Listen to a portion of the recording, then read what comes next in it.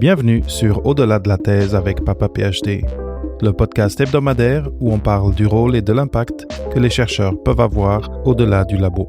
Avec moi, David Mendes.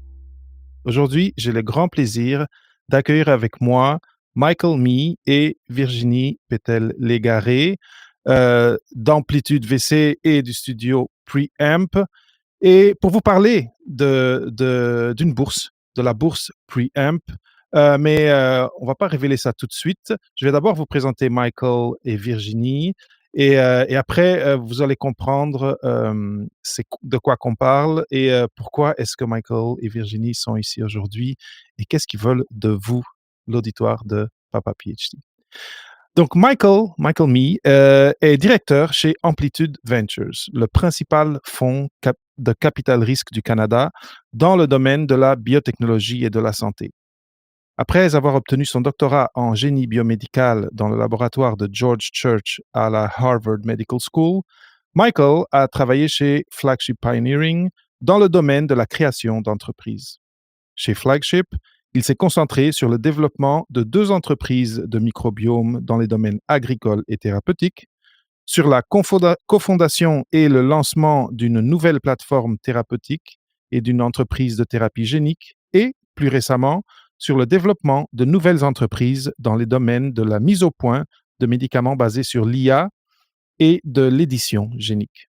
L'un de ses objectifs à long terme a toujours été de rapatrier les connaissances apprises à Boston afin de contribuer à l'écosystème biotechnologique canadien. À cette fin, il a récemment déménagé à Montréal et se réjouit de pouvoir atteindre cet objectif avec l'équipe grandissante d'Amplitude et de Preamp. Virginie Pétel-Légaré est chargée d'innovation chez Preamp. Elle a fait partie de la première cohorte de la bourse Preamp en 2021 et elle travaille avec Amplitude depuis, d'abord en tant que consultante et depuis 1 an en tant qu'employée à temps plein. Virginie a terminé son baccalauréat en physiologie à l'université McGill et a décidé de se concentrer sur les neurosciences. Elle a obtenu une maîtrise en neurosciences de l'Université de Montréal, où elle a étudié les déficits de la mémoire de travail en relation avec les modifications anatomiques de la connectivité pariétofrontale. Virginie a terminé son doctorat à l'Institut neurologique de Montréal, de l'Université McGill, en se concentrant sur le rôle du dysfonctionnement mitochondrial dans la SLA et dans la maladie de Parkinson. Bienvenue sur Au-delà de la thèse, Michael. Bienvenue sur Au-delà de la thèse, Virginie. Très content de vous avoir avec moi aujourd'hui. Merci à vous, David. Merci. Donc, Michael, peut-être je commencerai par toi. Est-ce que tu peux, je t'ai quand même fait une belle présentation. Est-ce que tu aurais quelque chose à ajouter pour les auditeurs, pour les auditrices, pour qu'ils sachent un petit peu plus c'est qui Michael Mee? Peut-être la seule autre chose, ça serait, moi, je me suis fait piquer par le petit bit d'entrepreneuriat pendant mon doctorat. Et j'ai vraiment commencé à penser à comment faire un impact, à créer des compagnies pour ramener les technologies que je développais dans le labo de mon doctorat, à faire un impact sur le monde. Alors, à la fin de mon doctorat, j'ai cofondé, j'ai lancé une compagnie avec un étudiant postdoctoral dans le labo. Et tous les deux, on a lancé la compagnie, on a commencé à développer la stratégie. Et ça m'a vraiment introduit à ce monde-là. Et j'ai réalisé que je l'adorais. Je le connaissais pas avant ça. Alors, ça, c'était mon introduction et ça a vraiment changé la direction de ma carrière. Et on pense un petit peu de le programme fellowship qu'on offre à Preamp pour donner ces informations, l'expérience comme ça au monde qui sont intéressés dans l'entrepreneuriat. Et je pense que c'est une très belle opportunité et qu'on va parler un petit peu plus. Et toi, Virginie, qu'est-ce que tu ajouterais à la bio que j'ai donnée très rapidement? En fait, je pense que c'était une très, très bonne bio. Je pense que si on regarde mon parcours, ce que qui serait important à noter, c'est que j'ai toujours, à travers mes expériences, cherché à me rapprocher de l'impact, d'avoir plus d'impact chez les patients. Donc, je travaillais en schizophrénie, puis par la suite, je me suis dit, maladie neurodégénérative, peut-être que je pourrais aller plus en sciences fondamentales. Donc, j'ai vraiment, entre ma maîtrise et mon PhD, cherché à me rapprocher de l'impact. Puis ensuite, c'est vraiment avec Amplitude quand j'ai participé au fellowship. Une autre étape pour vraiment me rapprocher de l'impact envers les patients. Donc, je pense que mon parcours vraiment montre que c'est toujours ce que j'allais chercher au final. Merveilleux. Et on va en parler dans pas long plus en détail. Michael, là, j'ai parlé, vous avez parlé d'amplitude, de preamp. Ma première question pour toi serait, est-ce que tu peux parler et expliquer un petit peu à l'auditoire, c'est quoi Amplitude VC, Venture, en tout cas, Amplitude VC, c'est quoi preamp, le studio, et c'est quoi preamp, la bourse? Absolument. Alors, c'est compliqué car c'est trois choses un petit peu différentes, mais ils sont toutes liées, reliées. Alors, Amplitude VC, c'est un firme de capital de risque. Comme tu as dit dans l'introduction, on est un des fonds les plus grands au Canada qui investit dans les sciences de la vie, sciences de santé. On est basé au travers le pays. On a des bureaux à Montréal, Toronto et Vancouver. On est une équipe de 12 personnes. Et qu'est-ce qu'on fait? On investit dans des compagnies précoces pour aider les entrepreneurs, les équipes de gestion à bâtir leur compagnie, à grossir leur compagnie et ultimement d'aider de développer les technologies pour faire un impact sur les patients. Alors, dans notre philosophie, notre stratégie d'investissement, on investit dans des compagnies dans plusieurs de plusieurs stades ou de niveau de développement. Et après un tiers de qu'est-ce qu'on fait, c'est vraiment dans la création du compagnie, du scratch, de 0 à 1, si on peut dire ça. Et ça, c'est le rôle de notre studio Preamp.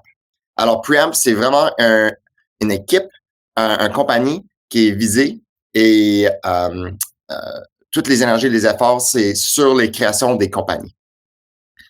Créer des compagnies, c'est pas comme une chose qu'on fait dans un jour. Ça peut être des mois de travail. On commence, on a une philosophie de comment faire ça dans une manière assez différente à Preamp, où on utilise une technique d'exploration, d'évolution biologique, si on peut utiliser des termes comme ça, on va parler un petit peu plus, où on développe des venture hypotheses. Je pense que des hypothèses d'innovation. Oh oui. Et on les fait évoluer, on les fait tuer, et dans une manière darwinienne, il y a juste les plus fortes qui vont aller la distance. Alors, tout ce travail-là, ça peut être un travail de 2 ans. Le fellowship, la bourse Preamp, c'est juste le début de ce parcours.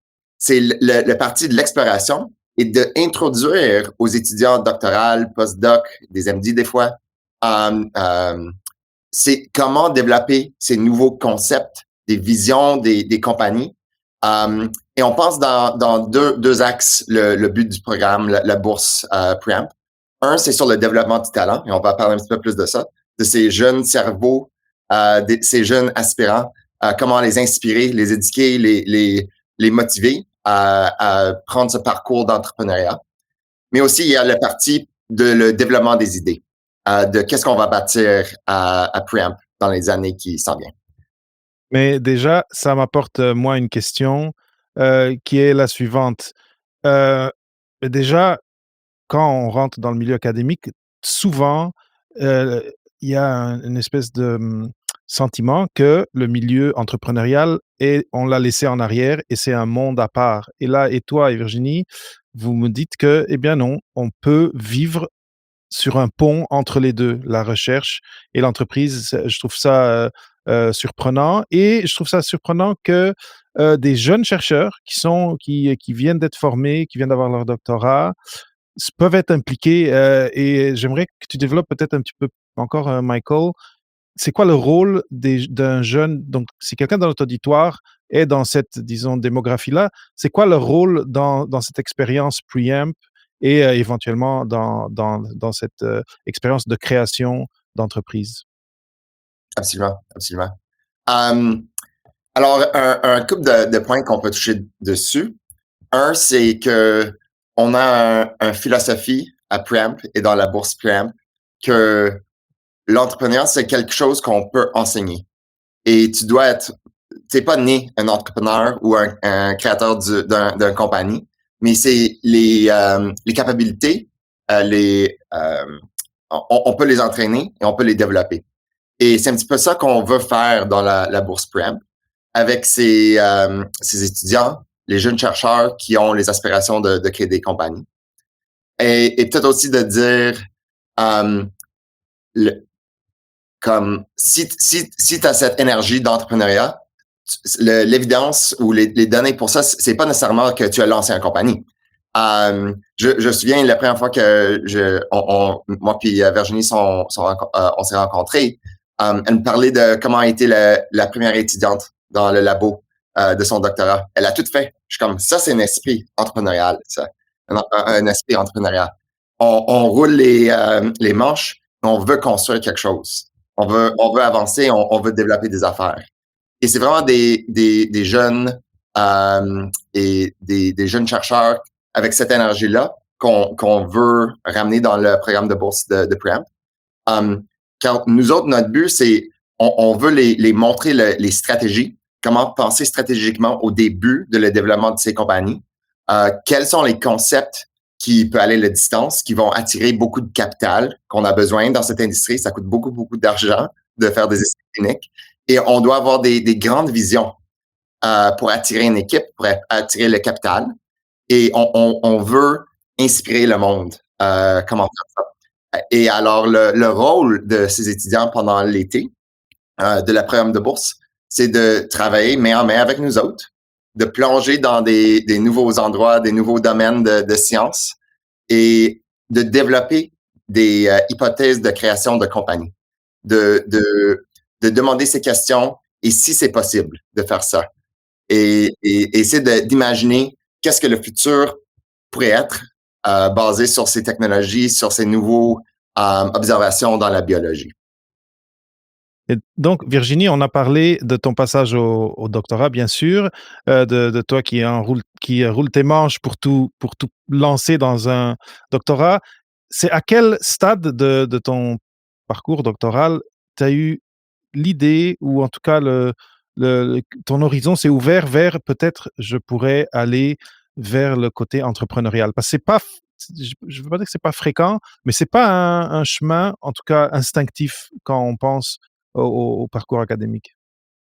Non, oui, je suis tout à fait d'accord. Et si tu m'avais rencontré deuxième année du PhD, moi j'allais être prof, puis c'était la seule chose que je voyais.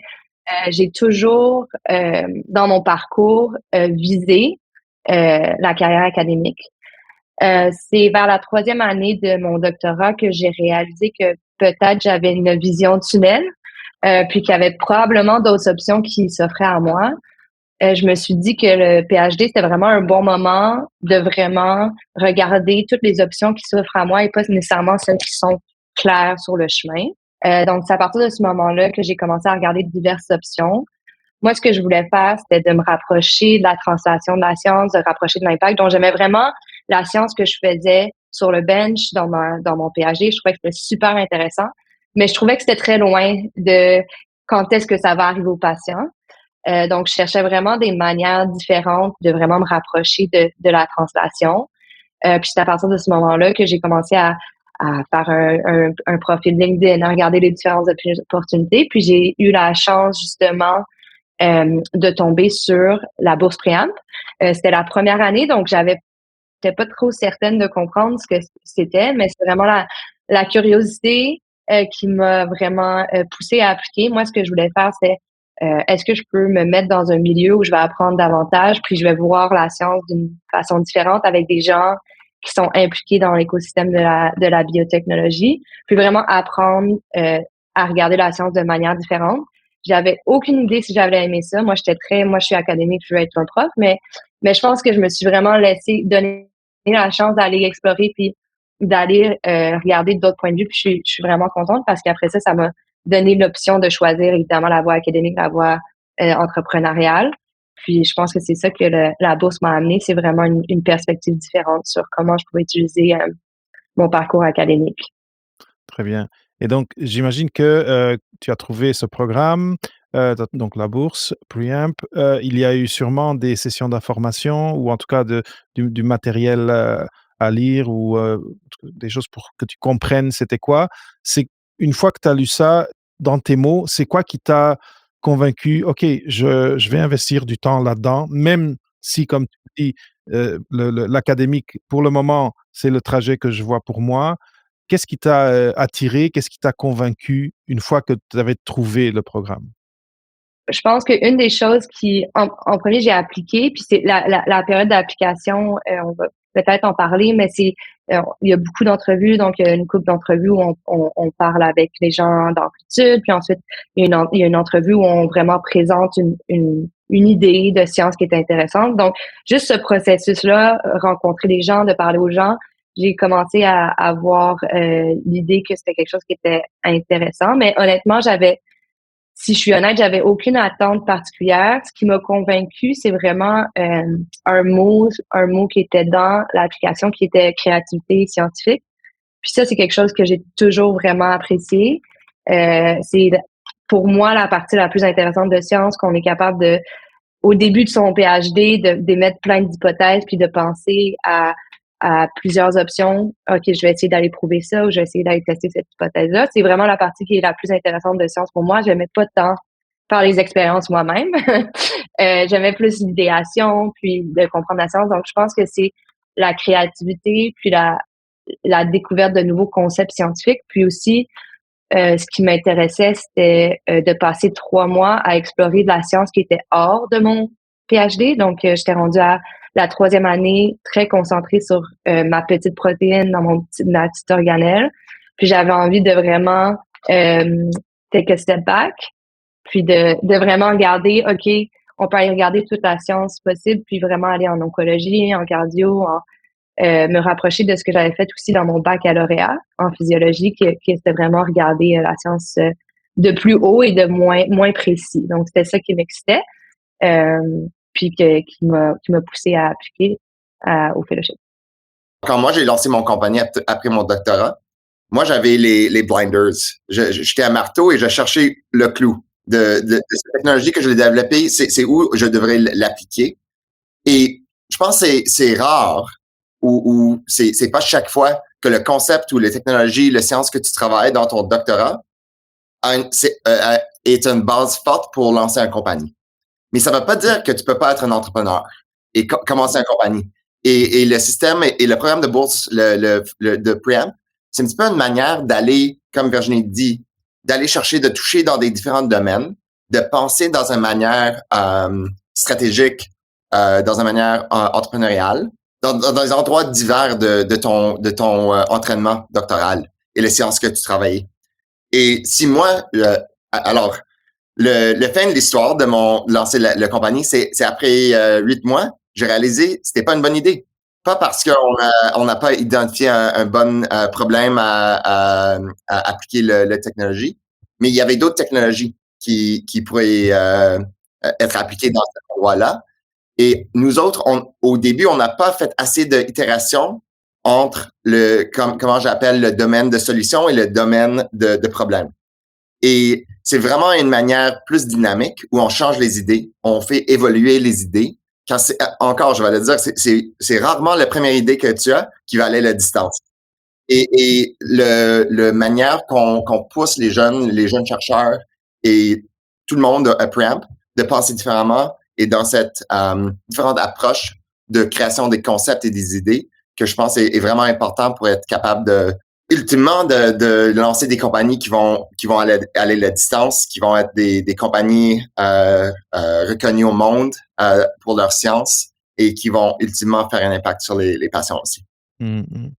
J'ai vraiment l'impression que quand on passe dans le programme, on apprend une culture différente, un langage différent et un peu, parce que c'est vrai que surtout quand on est au doctorat, on est très marié à notre sujet de thèse et ce que tu me dis est très logique. C'est tout ce qu'on a appris sur comment, faire de la science, comment penser, comment, tu parlais, Virginie, de la créativité scientifique.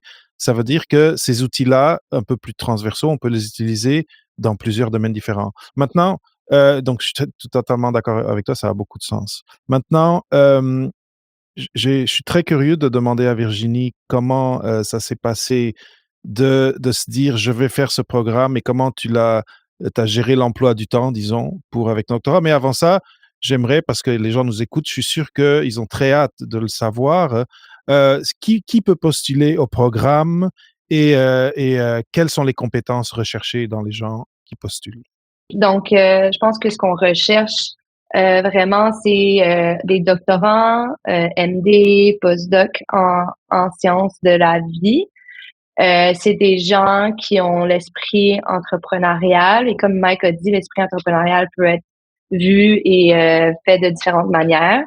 C'est des gens qui aiment pousser des projets, qui aiment travailler en équipe, qui sont curieux. Je pense que ça prend beaucoup de curiosité, de créativité, comme j'ai dit, et vraiment qui veulent être immersés pendant 3 mois dans un monde un peu différent, à pousser vraiment les limites de la science. Donc, un background en sciences de la vie.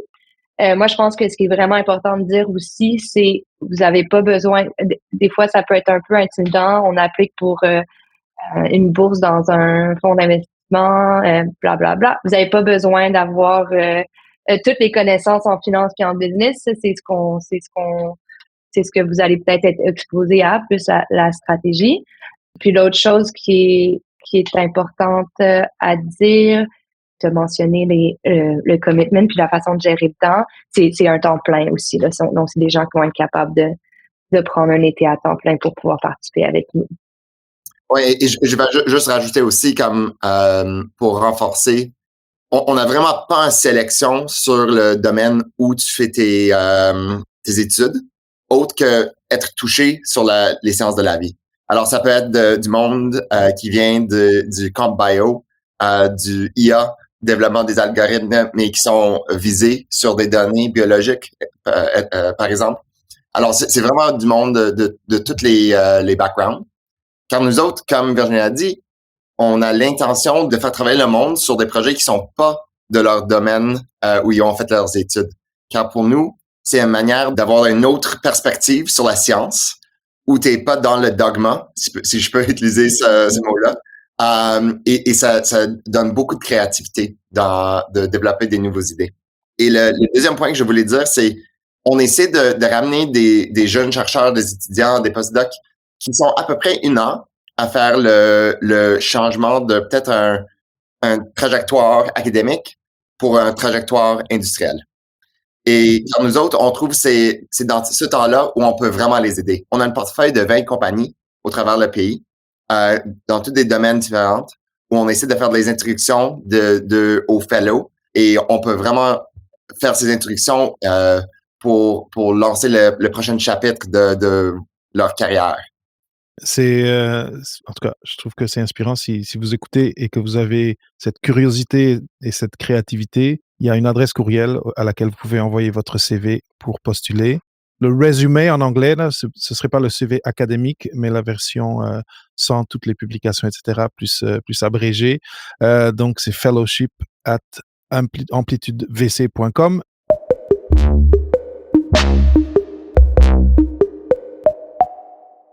Maintenant, j'aurais une question. Je vais la poser à Virginie et la question est la suivante. Donc, tu as vu cette annonce de bourse, tu as eu la curiosité d'aller voir c'était quoi, tu es passé à travers le processus. J'imagine que tu avais des attentes de qu'est-ce qui allait se passer. Quelles étaient ces attentes et qu'est-ce qui t'a surpris une fois que tu as commencé ton programme? Comme j'ai mentionné précédemment, mes attentes étaient un peu vagues, donc j'étais pas certaine dans quoi je m'embarquais. Donc, j'ai pas eu il y a eu beaucoup de surprises, en fait. Je pense que la plus grande surprise que j'ai eue, c'est que quand j'ai appliqué à ce programme-là et quand j'ai été acceptée, je me suis dit, j'ai pas beaucoup d'expérience en industrie. Aucune, en fait. Je sais pas comment créer des bibliothèques. Je me suis dit, mon Dieu, avec qui je vais être? Est-ce que je vais être capable? Et en fait, ce qui m'a surpris, c'est un peu ce qu'on a mentionné précédemment, c'est vraiment à quel point mes compétences que j'ai développées durant mon parcours académique ont vraiment, vraiment été transférables et vraiment importantes pour avoir du succès dans le fellowship. Donc, la créativité, c'est donc être capable de poser des hypothèses qui sont claires, puis ensuite d'aller les tester. souvent, quand on pense à des hypothèses puis aller les tester, on pense à aller faire des expériences sur le bench, mais il y a plusieurs façons de tester les hypothèses. On peut aller les tester en lisant la littérature, on peut aller les tester en parlant à beaucoup d'experts dans le domaine où on va émettre ces hypothèses-là, puis les experts vont nous dire oui, c'est bon, non, c'est pas bon. Donc, cette compétence-là qui a vraiment été importante pour moi. L'autre compétence, c'est vraiment la gestion de projet. Je veux dire, quand on est au doctorat, on gère notre propre projet. Ça dépend évidemment dans quel lab. Mais moi, par exemple, j'étais dans un lab où j'étais la première étudiante. Donc, mon projet, c'est j'ai géré le projet de A à Z. J'ai mis les hypothèses. Vraiment, c'était moi qui l'amenais à fruition pour pouvoir publier. C'est la même chose que dans le fellowship. Puis ensuite, une autre chose qui était vraiment une compétence importante, c'est d'être de l'indépendance, puis d'être capable de travailler, mais aussi d'être capable de travailler en équipe, puis d'aller chercher de l'aide, puis de vraiment savoir, OK, cette personne-là est meilleure en ça, je vais aller chercher cette compétence-là pour m'aider à pousser le projet. Donc, c'est vraiment tout ça qui m'a surpris le plus. Donc, en fait, ce qui m'a surpris le plus dans le fellowship, c'était peut-être ma performance de, OK, j'en sais beaucoup plus que je pensais. Puis c'est beaucoup plus intéressant que je pensais.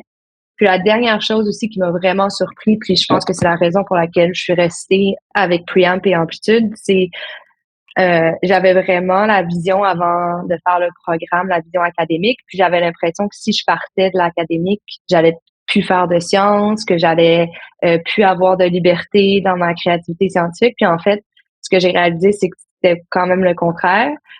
Pendant l'été, pendant le stage, je pense que ça faisait longtemps que j'avais pas été aussi exposée à de la science, puis de lire des nouvelles choses, puis de vraiment aller chercher à travers tellement de différentes milieux. Donc, comme j'ai dit, en cancer, en immunologie, en auto-immunité, c'était tellement intéressant. Puis je pense que j'avais jamais autant été exposée à de la science depuis ma carrière académique parce que justement, on nous lance un peu dans des domaines qu'on connaît pas. Puis il faut s'asseoir puis apprendre rapidement, ce qui est une autre chose qu'on apprend super bien au PhD puis qu'on se rend pas compte.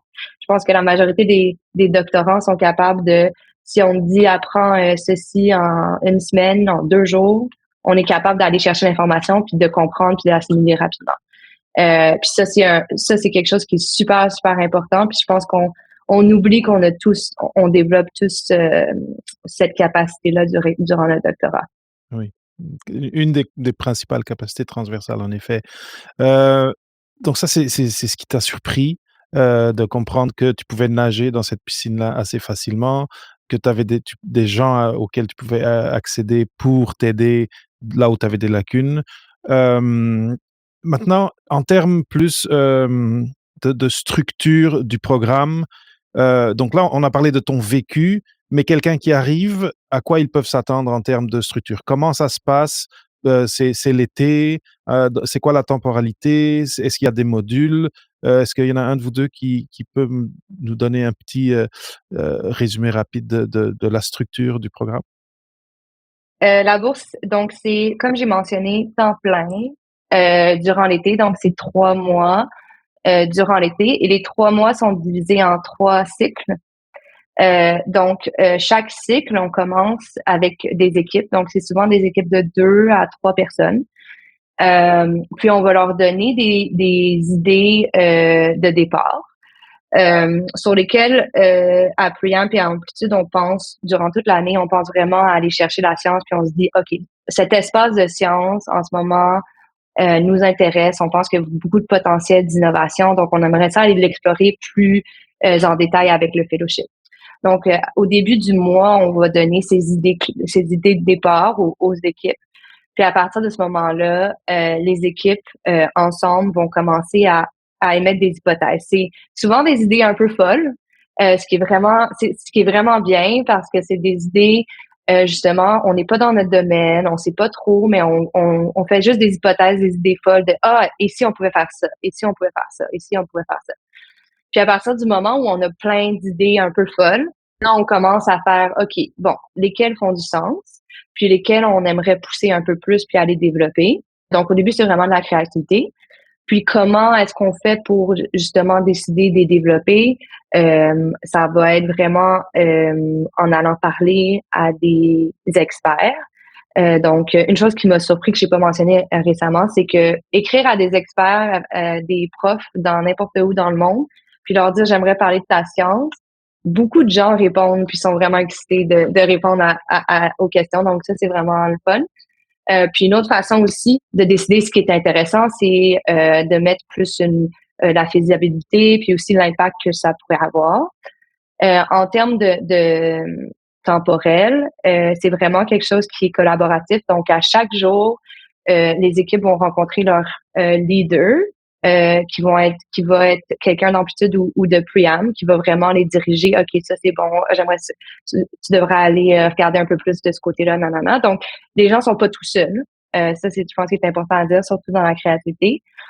Puis à la fin du mois, les idées qui ont survécu puis qui ont le plus d'importance vont être présentées à la fin du mois devant tous les gens d'amplitude, de preamp, mais aussi devant devant certains personnes qui sont des advisors à preamp. Donc, c'est vraiment intéressant de présenter des idées comme ça à des gens qui ont été dans le milieu de la biotech, qui ont parti de leur compagnie. C'est vraiment des périodes qui sont vraiment intéressantes parce que tout le monde présente leurs idées de compagnie, puis ensuite on les discute. Puis on recommence ensuite au deuxième mois, puis on recommence au troisième mois. Donc, c'est 3 cycles où à la fin, il va y avoir des idées entreprises dans les sciences de la vie. Une autre chose que je pense qu'il est important de mentionner pour ce qui est du temps puis du temps plein. Mike et moi, on a des PhD. On sait que des fois, il y a des expériences qu'il faut qu'on garde en vie parce que c'est 3 mois de recherche. Donc, on est quand même flexible sur si vous devez aller au lab faire un peu de travail, mais il faut quand même pouvoir être là à temps plein si possible. Très bien. J'ai une question directement en lien avec ce que tu viens de dire, Virginie. C'est comment tu as négocié au labo, donc à l'université, cette interruption pendant l'été pour faire cette formation? Parce que le temps et de s'éloigner du labo, surtout dans les sciences de la vie, c'est toujours un point sensible pour les jeunes chercheurs, les gens qui sont en train de faire leur doctorat. Comment tu as négocié ça et c'est quoi tes conseils pour que les gens ils puissent, avec succès, négocier d'aller participer à la bourse Preamp? C'est une bonne question. Je pense que c'est très individuel. Je peux parler de mon expérience, mais une des choses aussi qu'il faut souligner, c'est qu'on cherche beaucoup des gens qui vont être sur le point de terminer. Donc, souvent, les gens vont être en train d'écrire leur thèse. Donc, c'est peut-être un peu plus facile de quitter le lab. On n'est pas dans la première, deuxième année où on est toujours au lab. Mais je pense que c'est très individuel. Je pense que ça va dépendre de la relation entre le prof puis PhD ou le postdoc. Moi, en fait, ce qui est arrivé, c'est que j'étais allée voir mon prof, j'ai dit j'ai une opportunité qui est incroyable, j'aimerais ça pouvoir prendre 3 mois, je vais venir, en fait, je travaille avec des poissons, donc il fallait que je les garde actifs, je vais m'en occuper, puis je vais faire les expériences qui sont déjà en cours. Mais j'aimerais pouvoir prendre une pause de 3 mois pour aller explorer ça. Puis mon boss m'a dit que c'était une bonne idée puis que c'était une opportunité incroyable. Donc, je pense que c'est très individuel. C'est sûr que c'est quelque chose qui est pas nécessairement facile, mais je pense que c'est très possible si on s'entend avec le professeur à l'avance pour pouvoir faire le stage.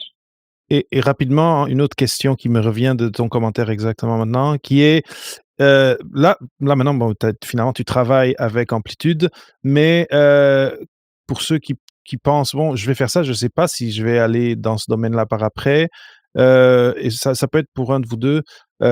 Qu'est-ce qu'on gagne comme jeune chercheur à participer à cette bourse, même si après on retourne à notre carrière académique? Moi, je pense que il y a beaucoup de choses qu'on peut gagner à travers le fellowship, même si c'est pas de continuer avec Préamp ou d'Amplitude. Je pense que la chose numéro 1 qui est vraiment importante, puis qui est vraiment pour moi a été quelque chose qui m'a surpris, c'est le réseau. On est capable de rencontrer durant le fellowship des gens avec divers backgrounds, des gens qui viennent d'un peu partout, donc les membres d'Amplitude, les membres de Preamp, mais aussi des gens qui travaillent avec Amplitude. Je pense que le réseau de connexion qu'on fait, puis aussi de pouvoir comprendre un peu comment les gens sont arrivés où ils sont arrivés, puis de vraiment savoir, OK, ça c'est possible, puis d'avoir un peu plus d'options de carrière. Moi, quand j'ai fait le fellowship, j'ai découvert beaucoup de carrières que je pouvais faire que j'avais aucune idée qui était possible. Donc, je pense que pour moi, c'est une des choses les plus importantes qu'on peut ressortir avec Amplitude. On parle encore à tous les fellows qui ont fait les fellowships, donc c'est quand même un réseau qui est vraiment intéressant à avoir, surtout si on veut aller dans l'industrie biotechnologique.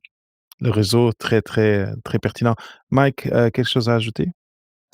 Oui, et des pensées de tantôt aussi. Mais moi j'ai passé par un programme de bourse très similaire à ce qu'on offre ici à Preamp quand moi j'étais à la fin de mon programme doctoral.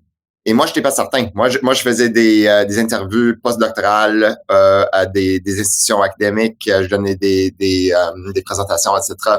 Et je parlais aux professeurs et j'ai parlé de cette manière d'itérer entre les solutions et les problèmes et commencer une manière différente d'identifier des choses intéressantes.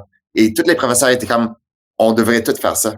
On devrait tout faire ça pour penser où on met notre énergie, pour identifier des questions, identifier des choses qui peuvent avoir de l'impact. Alors, je vais juste rajouter encore comme, c'est un petit peu une différente culture, une différente manière de penser. Et je pense que ça peut aider si le monde continue dans une trajectoire académique de changer leur manière de penser. C'est quoi comment je veux développer mon programme de recherche comme professeur ou comme entrepreneur. Alors, je pense que c'est intéressant de cette manière-là. Pour revenir sur la question des éléments du programme pendant l'été, je vais juste rajouter que, comme Virginie l'a exprimé, tu peux avoir l'impression que c'est vraiment beaucoup d'apprentissage par expérience. Mais on a aussi des éléments d'éducation didactique, si on peut dire ça. On ramène des experts dans la propriété intellectuelle pour parler aux fellows de comment développer du IP. On ramène des CSO, des leaders scientifiques, des leaders technologiques dans des compagnies autour de notre portfolio de compagnies à Amplitude pour parler de comment c'était quoi leur trajectoire de développement de carrière et de donner des suggestions et répondre à des questions des fellows. On a plusieurs présentations des fondateurs de compagnies de parler de ces premiers mois et cette première année de comment les idées changent, comment ils ont levé les fonds, des affaires de même. Alors, il y a plein de ces sessions-là autour du programme de bourse. Et finalement, Virginie a parlé un petit peu du réseau. Et je vais juste rajouter que je pense que c'est aussi très important qu'on a des événements sociaux où on ramène tous les fellows qui sont dans le programme pendant un été, mais aussi, comme Virginie a dit, on ramène aussi les alumni, ceux et celles qui sont venus et participer dans les années précédentes. Pour vraiment continuer à développer et engager ce réseau. Pour faire ça, le programme est offert dans une manière hybride entre en personne et virtuel. Le plupart du temps, c'est virtuel. Comme j'ai dit au début, on a des bureaux à Montréal, Toronto et Vancouver, alors on encourage tout le temps le monde de rentrer dans les bureaux Amplitude pour avoir des interactions en personne. Mais on ramène tout le monde dans une de ces villes pendant une mois ou je m'excuse une semaine au début du programme pour qu'on se rencontre et tout le monde peut travailler ensemble. Excellent. Donc, il y a une communauté qui se forme autour de cette thématique, mais formée par ces jeunes-là qui passent par le programme. C'est très intéressant. Ça rejoint une question que j'allais poser parce que, Virginie, tu as parlé de ton trajet personnel à travers le programme. Tu as parlé de réseautage, mais dans nos conversations auparavant, il me semble qu'il y a un facteur travail en équipe dans tout ce que vous faites. Est-ce que un de vous deux peut en parler un petit peu de comment tout ce processus-là d'apprendre cette culture, de connaître ces gens, de formater son cerveau à penser ces problèmes comme ça, c'est aussi un travail d'équipe? Travail d'équipe, oui. Surtout quand on pense à la créativité, donc les 2 premières semaines, là, l'équipe est vraiment importante. Puis la raison pour laquelle le travail d'équipe, c'est super dans le fellowship, c'est que souvent les individus qui vont être mis en équipe ont des backgrounds complètement différents. Donc, quelqu'un en immunologie peut être en équipe avec quelqu'un qui fait plus de la génétique ou plus AI, donc ou ingénierie. Donc, quand on leur met un problème devant eux, ils pensent au problème de manière complètement différente. Puis c'est de là que les idées vraiment créatives peuvent ressortir parce que justement, on regarde, on est tous formés un peu différemment, donc les problèmes sont tous, on les regarde de manière un peu différente, donc c'est ce qui permet un peu d'avoir de créativité. Puis c'est beaucoup de travail d'équipe pour justement on arrive avec la première idée, comme Mike a dit, est jamais la bonne, mais si on travaille en équipe, ben non, ça c'est pas bon, mais si on prend une partie de cette idée-là, puis on la change comme ça, peut-être que ça va aller mieux. Puis là, il y a beaucoup d'itérations en équipe qui est super importante. Puis une autre chose que je veux dire un peu en relation avec justement le travail d'équipe, puis d'avoir des perspectives différentes, c'est que moi, mon expérience dans le fellowship était vraiment intéressante parce que justement, moi, mon background est en neurosciences. Puis j'ai eu un sujet qui était en neurosciences et j'avais beaucoup de misère à être créative parce que justement, j'avais toutes ces barrières-là qui ont été mises à travers mon parcours académique qui me disent, oh non, ça, c'est pas possible, ça, c'est pas possible, non, ça, c'est... Donc, je me mettais beaucoup de barrières puis je m'empêchais de rêver, je m'empêchais d'être créative. Puis c'est vraiment dans les sujets où j'étais vraiment loin, où j'avais moins de barrières, moins de biais, que j'étais capable de donner des idées un peu folles. Des fois, ils étaient trop folles, mais des fois, ils faisaient un peu de sens, puis on pouvait itérer avec des gens pour qu'ils fassent un peu plus de sens, puis que ça soit des idées qui soient possibles. Donc, oui, je dirais que le travail d'équipe, c'est super, super important dans le fellowship et aussi dans le travail de tous les jours. Je trouve que ça doit le fait que c'est le cas, qu'on travaille en équipe, qu'on n'est pas seul avec un projet, ce qui est le cas quand qu'on a un doctorat, mais ça rend l'expérience moins menaçante, je dirais, et plus facile pour un candidat, une candidate de se dire: «OK, je veux faire partie de cette équipe» et finalement à la fin, comme disait Michael, de cette communauté, grandissante, ce qui est très, très intéressant. On arrive vers la fin de notre entrevue. J'aimerais savoir si vous avez des mots de la fin pour motiver les jeunes diplômés qui nous écoutent à explorer, à apprendre sur le programme, éventuellement à postuler. Aurez-vous un de vous, Virginie ou bien Michael, ou bien les deux, un mot de la fin pour attirer ces candidates et ces candidats au programme? Peut-être je vais juste rajouter que pour moi, la créativité et l'innovation qu'on peut faire dans un programme comme chez le studio Preamp, le but de notre manière d'explorer, de développer des concepts, c'est vraiment d'identifier des zones de sciences inexplorées et d'être sur le fringe de qu'est-ce qu'on connaît, si on peut dire comme ça. Et c'est juste d'ouvrir les yeux aux gens qui viennent du domaine académique où peut-être il y a une pensée que l'innovation et pousser les limites du science, ça se fait juste dans l'académie. Pas tout le temps le cas. On peut le faire aussi dans le contexte de l'industrie et on peut le faire dans une manière qui fait accélérer le développement des impacts avec le travail d'équipe, avec le lancer des compagnies. Et c'est une manière différente de penser de l'innovation. Donc c'est pas juste, des costumes, cravates. On peut, venir du côté scientifique, porter un t-shirt, mais penser à des idées, d'industrie. C'est ça que je comprends, Michael. Virginie, toi, un mot de la fin? Moi, je dirais que pour les gens qui hésitent à postuler, je pense que un PhD, un postdoc, à mon sens, c'est vraiment fait pour apprendre des nouvelles choses. Puis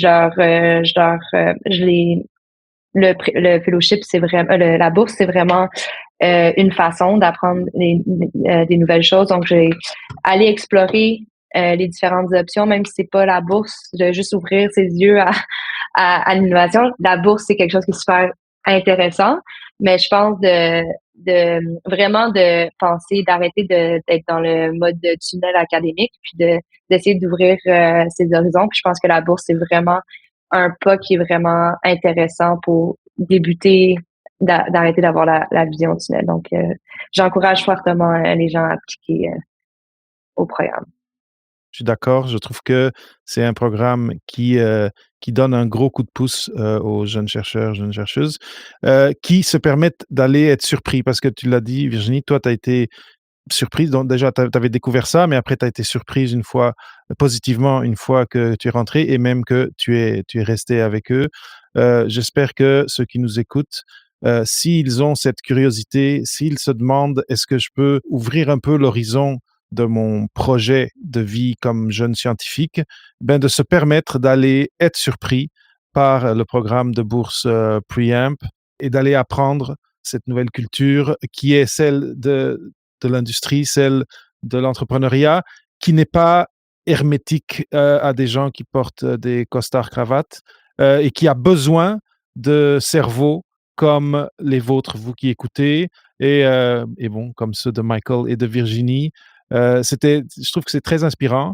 Je trouve que vous avez donné plein de bonnes raisons pour que les gens postulent et aillent expérimenter cette différente réalité et le processus d'entrevue. Ce que j'ai compris, c'est qu'il y a plusieurs entrevues. Juste ça, je suis sûr que c'est une expérience positive pour ceux qui postulent. Virginie, est-ce que tu veux partager une dernière fois comment est-ce qu'on fait pour postuler à la bourse Preamp? Oui, donc les applications sont maintenant acceptées. La date limite est le 31 mars 2024. Puis c'est d'envoyer son CV à fellowship@amplitudevc.com.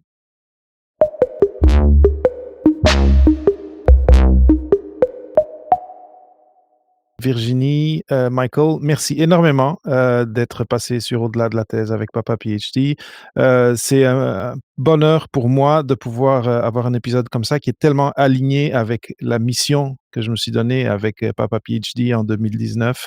Et je suis très content aujourd'hui, en 2024, de pouvoir participer d'une certaine façon à cette mission du programme de la bourse Preamp et de ce que vous faites à Amplitude. Donc, merci à vous. Merci beaucoup. Merci. Merci d'avoir écouté ce nouvel épisode d'Au-delà de la thèse avec Papa PhD. Cette semaine, avec Michael Mee et Virginie Pétel-Légaré de Preamp. Si tu apprécies le contenu que je produis semaine après semaine, tu peux contribuer à la production du balado en te rendant sur papaphd.com/paypal. Ta contribution sera énormément appréciée. Et si tu veux aider un petit peu plus, n'hésite pas à partager les épisodes qui t'inspirent avec tes collègues ou avec tes amis. Merci, je suis David Mendes.